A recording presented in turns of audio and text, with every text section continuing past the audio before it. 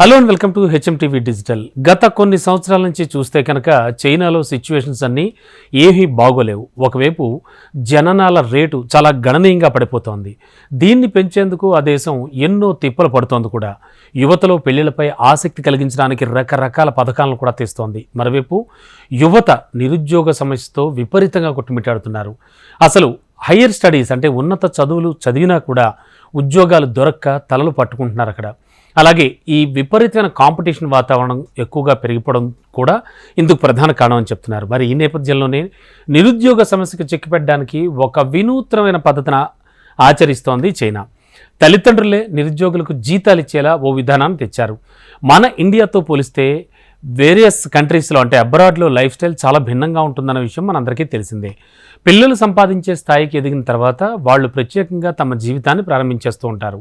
తల్లిదండ్రులపై ఆధారపడకుండా తోచిన ఉద్యోగం చేసుకుంటూ ఒక సెపరేట్ హౌస్లో ఉంటూ ఉంటారు. ఒకవేళ ఉద్యోగం లేకపోయినా చిన్న చిత్తగా పనులు చేసుకుంటూ విడిగానే ఉంటారు తప్ప తల్లిదండ్రులతో మాత్రం కలిసి ఉండరు, వాళ్ళ మీద ఆధారపడరు. అయితే చైనాలో నిరుద్యోగ సమస్య పీక్ స్టేజ్కి వెళ్ళిపోవడంతో నిరుద్యోగులంతా తమ తల్లిదండ్రులే వద్దుంటూ జీతాలు తీసుకునేలా ఒక కొత్త విధానానికి శ్రీకారం చుట్టారు. ఫుల్ టైం సన్ లేదా డాటర్ అనే పేరుతో తల్లిదండ్రుల వద్ద ఉంటూ వారి నుంచి జీతం అందుకుంటూ ఉంటారు. ఇంతకీ వీళ్ళు ఏం చేస్తారో తెలుసా?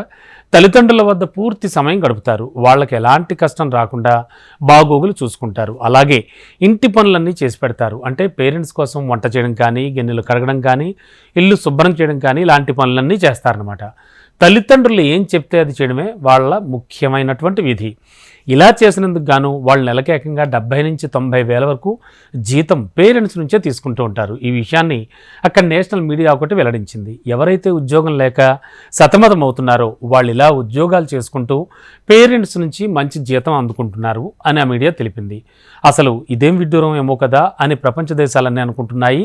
అయితే చైనాలో ఏది ప్రవేశపెట్టినా ఏది మొదలుపెట్టినా చాలా డిఫరెంట్గానే ఉంటుంది. బట్ తల్లిదండ్రులు కూడా అంత బర్డెన్గా ఫీల్ అవ్వట్లేదు. ఎందుకంటే తమ పిల్లలే తమ దగ్గర ఉండి అన్నీ చేసుకుంటున్నారు, వాళ్ళు మాతో పాటు తింటున్నారు కదా. కాకపోతే పిల్లల్ని కన్నందుకు ఖచ్చితంగా వాళ్ళని చూడాల్సిన బాధ్యత కూడా మాదే కదా అని కొద్దిమంది తల్లిదండ్రులు కూడా అనుకుంటున్నారట.